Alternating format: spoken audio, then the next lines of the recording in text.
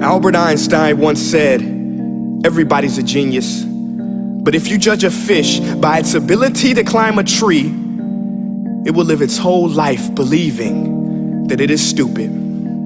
Ladies and gentlemen of the jury, today on trial we have modern day schooling. Glad you could come. Not only does he make fish climb trees, but also makes them climb down and do a 10-mile run. Tell me, school, are you proud of the things you've done? Turning millions of people into robots, do you find that fun? Do you realize how many kids relate to that fish swimming upstream in class, never finding their gifts, thinking they are stupid, believing they are useless? Well, the time has come, no more excuses. I call school to the stand and accuse him of killing creativity, individuality, and being intellectually abusive. He's an ancient institution that has outlived his usage. So, Your Honor, this concludes my opening statement, and if I may present the evidence of my case, I will prove it. Proceed. Exhibit A. Here's a modern day phone. Recognize it? Here's a phone from 150 years ago. Big difference, right? Stay with me. Here's a car from today, and here's a car from 150 years ago. Big difference, right? Well, get this. Here's a classroom of today, and here's a class we used 150 years ago. Now, ain't that a shame? In literally more than a century, nothing has changed. Yet you claim to prepare students for the future? But with evidence like that, I must ask, do you prepare students for the future or the past? I did a background check on you and let the record show that you were made to train people to work in factories, which explains why you put students in straight rows, nice and neat, tell them sit still, raise your hand if you want to speak, give them a short break to eat, and for 8 hours a day, tell them what to think. Oh, and make them compete to get an A letter which determines product quality, hence grade A of meat. I get it. Back then, times were different. We all have a past. I myself am no Gandhi.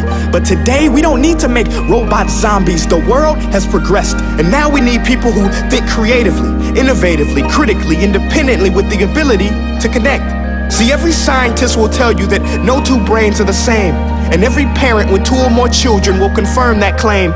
So please explain why you treat students like cookie cutter frames or snapback hats, giving them this one-size-fits-all crap. Watch your language. Sorry, Your Honor, but if a doctor prescribed the exact same medicine to all of his patients, the results would be tragic. So many people would get sick, yet when it comes to school, this is exactly what happens, this educational malpractice, where one teacher stands in front of 20 kids, each one having different strengths, different needs, different gifts, different dreams, and you teach the same thing the same way? That's horrific. Ladies and gentlemen, the defendant should not be acquitted. This may be one of the worst criminal offenses ever to be committed. And let's mention the way you treat your employees. Objection. Overruled. I want to hear this. It's a shame. I mean, teachers have the most important job on the planet, yet they're underpaid? No wonder so many students are short-changed. Let's be honest, teachers should earn just as much as doctors, because a doctor can do heart surgery and save the life of a kid, but a great teacher can reach the heart of that kid and allow him to truly live. See, teachers are heroes that often get blamed, but they're not the problem. They work in a system without many options or rights. Curriculums are created by policymakers, most of which have never taught a day in their life. Just obsessed with standardized tests. They think bubbling in a multiple choice question will determine success. That's outlandish. In fact, these tests are too crude to be used and should be abandoned, but don't take my word for it. Take Frederick J. Kelly, the man who invented standardized testing, who said, and I quote, "These tests are too crude to be used and should be abandoned." Ladies and gentlemen of the jury, if we continue down this road, the results will be lethal. I don't have much faith in school, but I do have faith in people. And if we can customize healthcare, cars, and Facebook pages, then it is our duty to do the same for education, to upgrade it, change it, do away with school spirit, because that's useless. Unless we're working to bring the spirit out of each and every student, that should be our task.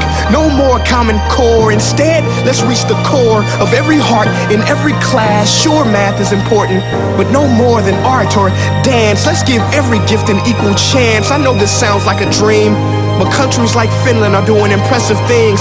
They have shorter school days. Teachers make a decent wage. Homework is non-existent, and they focus on collaboration instead of competition. But here's the kicker, boys and girls. Their educational system outperforms every other country in the world. Other places like Singapore are succeeding rapidly. Schools like Montessori, programs like Khan Academy, there is no single solution. But let's get moving, because while students may be 20% of our population, they are 100% of our future. So let's attend to their dreams, and there's no telling what we can achieve. This is a world in which I believe, a world where fish are no longer forced to climb trees. I rest my case.